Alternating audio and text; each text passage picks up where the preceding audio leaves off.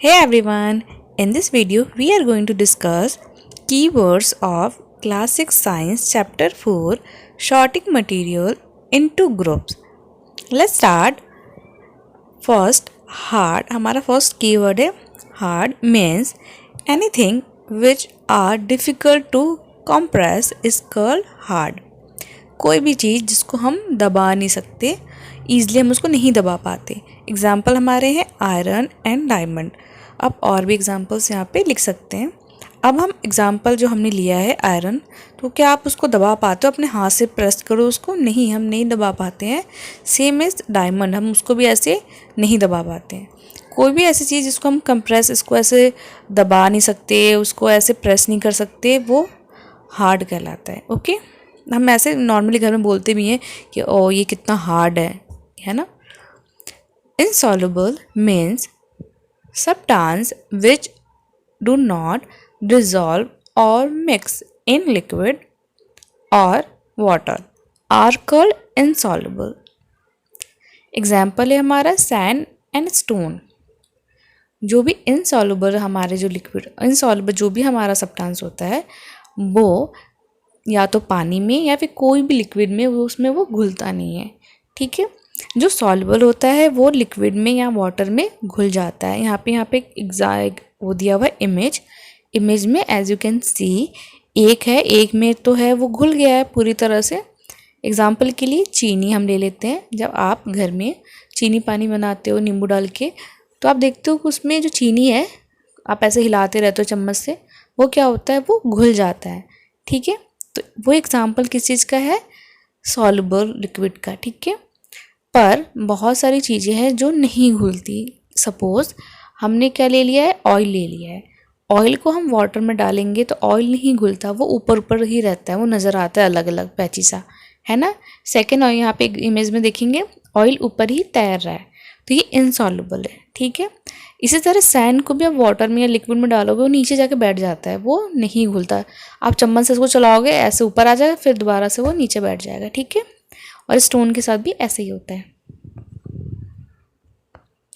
लशर means it means shine of a substance.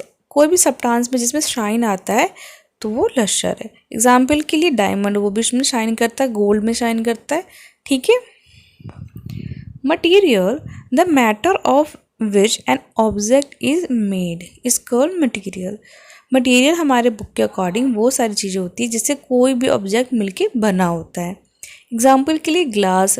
Suppose जितने भी glass wears होते हैं, चाहे वो ग्लास के जग हो या फिर ग्लास के हमारे छोटे से प्याले हो, चाहे वो प्लेट हो, ये सारे तो किससे मिलके बना हुआ है, वो ग्लास मटेरियल से मिलके बना होता है. सेम इज जो स्टील की चीज़ें हैं वो स्टील से मिलके बनी होती है. ठीक है, और वुड की चीज़ें चाहे वो टेबल हो, बेड हो या फिर चेयर हो, वो कौन से मटेरियल की बना है, वो वुड का बना हुआ है. तो यहाँ पे मटेरियल का मतलब है कोई भी सामान जिस चीज़ से बना होता है हम उसको मटेरियल कहते हैं. चाहे वो ग्लास हो सकता है, वो स्टील हो सकता है, वो वुड हो सकता है, वो एल्युमिनियम कुछ भी हो सकता है. ठीक है, metals the materials which have shine, good conductor of heat and electricity are called metals. Metals की कुछ क्वालिटी होती है. एक तो वो शाइन करता है, ठीक है, वो हार्ड होता है और गुड कंडक्टर ऑफ हीट होता है. आप उसको धूप में रखोगे या कहीं भी वैसे हीट कंडक्ट हो तो गर्म हो जाता है. और वो इलेक्ट्रिसिटी को भी पास करता है, मीन्स अगर वहाँ पे इलेक्ट्रिक उसमें करंट दिया जाए तो आपको भी लग सकता है. ठीक है, तो ये मेटल की क्वालिटी होती है, तो उसको हम मेटल कहते हैं जिनमें ये क्वालिटी होती है. एग्जाम्पल आयरन हो गया, कॉपर हो गया, इन दोनों को ये हम इलेक्ट्रिसिटी में यूज़ करते हैं. ओके, मतलब कोई भी अगर हमें कंडक्टिविटी कराना हो, कोई भी हमें ये शाइन भी करता है, गुड कंडक्टर भी है हीट का और इलेक्ट्रिसिटी का भी. तो ये एग्जांपल हो गया मेटल का. आगे आते हैं. अब आ गया हमारा ओपाक्यू सब्सटेंस. जो ओपाक्यू होता है वो क्या होता है, materials that we can not see through. Okay, ऐसे मटीरियल, ऐसे कोई भी चीज़ जिसके आर पार आप नहीं दे सकते, उनके आर पार लाइट पास नहीं होती. ठीक है, उसको हम क्या कहते हैं, ओपाक्यू कहते हैं. एग्जाम्पल आप कुछ भी ले सकते हो.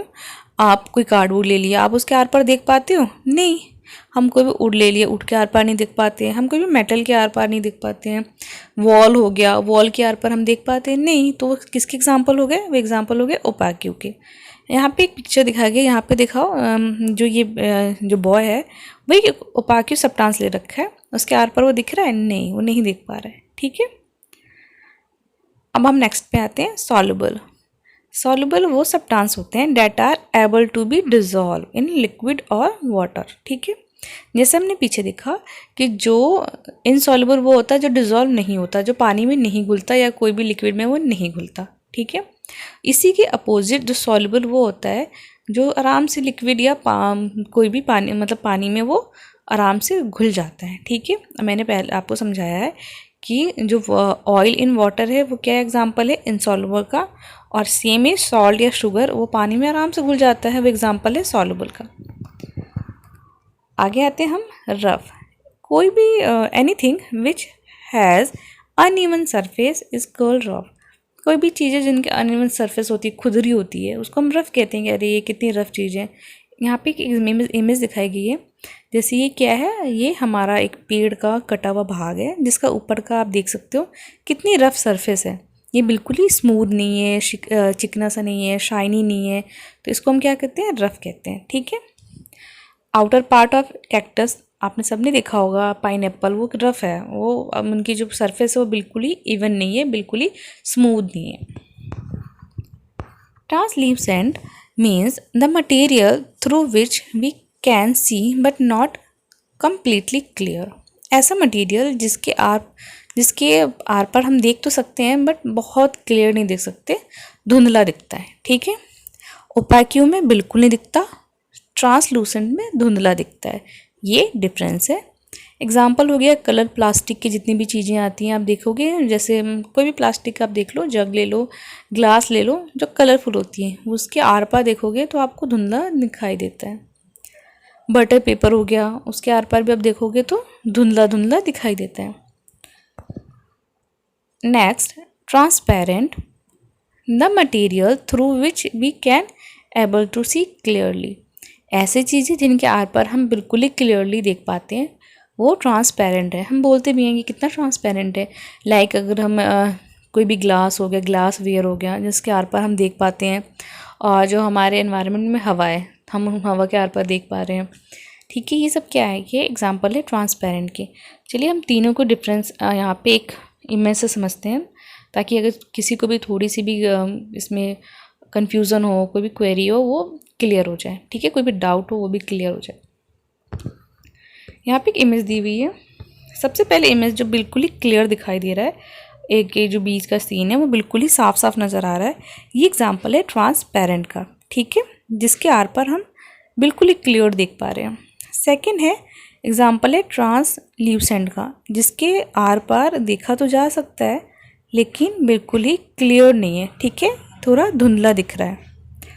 और थर्ड है हमारा एग्जाम्पल है ओपाक्यू का, जिसके आर पार बिल्कुल भी नज़र नहीं आ रहा। अब आप समझ गए होंगे ट्रांसपेरेंट किसे कहते हैं, ट्रांसल्यूसेंट किसे कहते हैं, और ओपाक्यू किसे कहते हैं। ट्रांसल्यूसेंट इन दोनों के बीच में आता है। ठीक है, आई होप आपको जितने भी कीवर्ड्स हैं वो सब सही से समझ में आ गए हैं। तो यहाँ पे जितने भी हमारे कीवर्ड्स थे वो फिनिश हो गए हैं। इस चैप्टर के क्वेश्चन आंसर, वर्ड मीनिंग आपको मेरे चैनल के प्लेलिस्ट में मिल जाएगा, आप उसको वहाँ से देख सकते हैं।